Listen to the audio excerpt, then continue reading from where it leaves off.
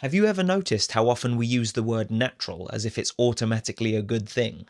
We see it everywhere, from food labels to cosmetics to everyday conversations. But why are we so quick to assume that natural things are better?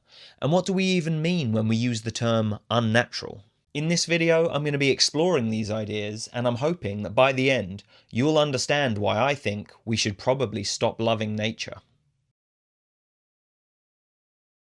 Generally speaking, people do love and admire the natural world, and whenever I see a beautiful landscape or take a walk in the woods, I totally understand why. Nature can be refreshingly peaceful and inspiring, but I think this kind of admiration has caused us to wrongly assume that naturalness is necessarily a good thing. This assumption isn't just a massive pet peeve of mine.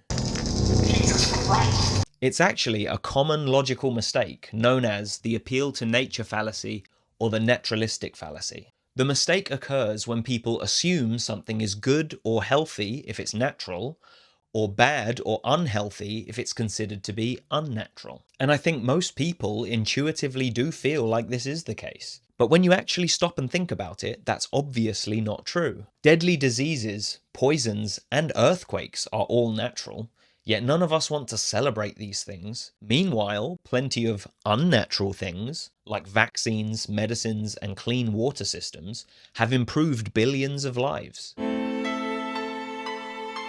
Even if you're aware of this fallacy already, I think you'll be genuinely surprised by just how much harm this assumption has caused, and will continue to cause, if we don't change the way we think.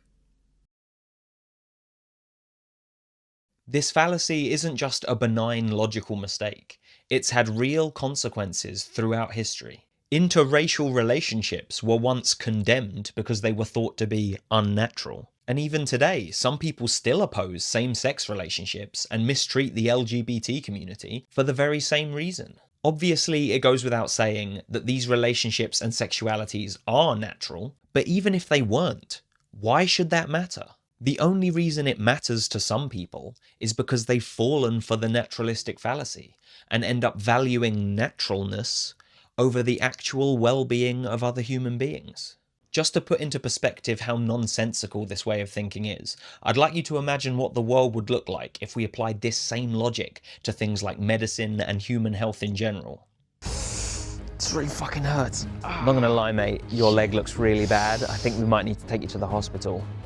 Do you know how artificial those places are? There is no way I'm going to a hospital, okay? I'm gonna deal with this broken leg naturally, the way our ancestors did, by screaming in agony without pain relief until I starve to death. All jokes aside, this fallacy is the most common when it comes to food.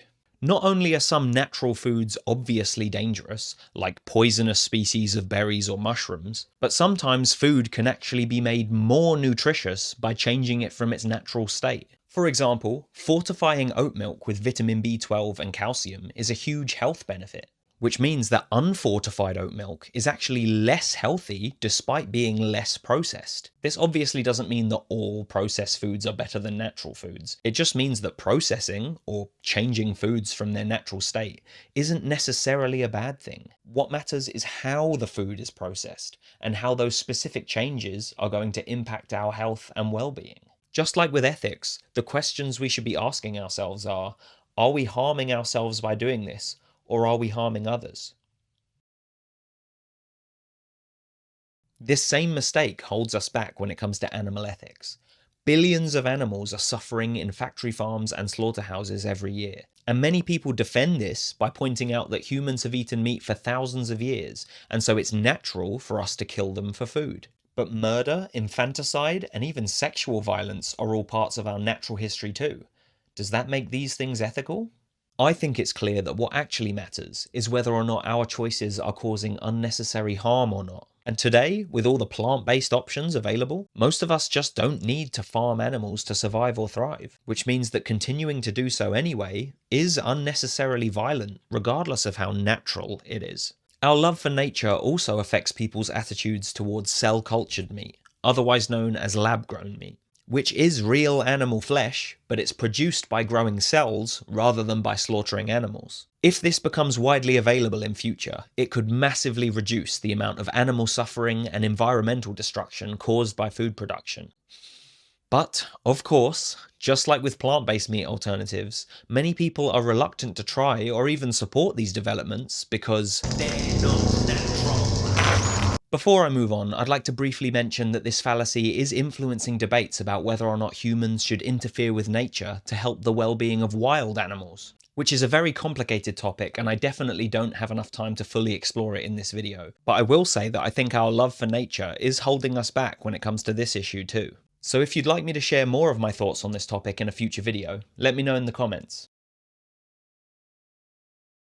There's one more problem I have with this fallacy, and I think it's a big one. What do we even mean when we say something is unnatural?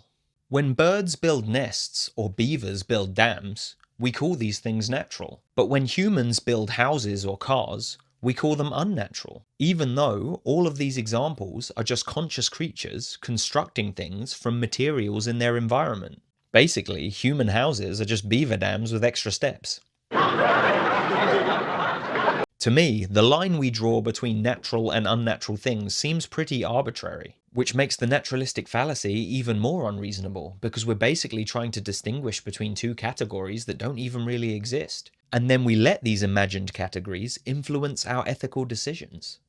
Just to be clear, because I know the title might be misleading, I'm obviously not suggesting we should stop caring about environmental issues like climate change in this video. It's incredibly important that we take issues like this seriously, but I hope this video puts into perspective why these things are so important. It's not because nature is inherently a good thing, it's because how we affect our environment is inevitably going to impact the well-being of the sentient creatures who live in that environment. That's what actually matters. So if the idea that natural equals good has been influencing your choices, then I'd encourage you to question it, because sometimes loving nature for its own sake can unfortunately prevent us from making the world a kinder and more compassionate place. Thanks so much for watching. If you agree or disagree with anything I've said in this video, then let me know in the comments. A like and subscribe would be hugely appreciated. And as always, be kind to yourselves and be kind to animals. I'll see you in the next one.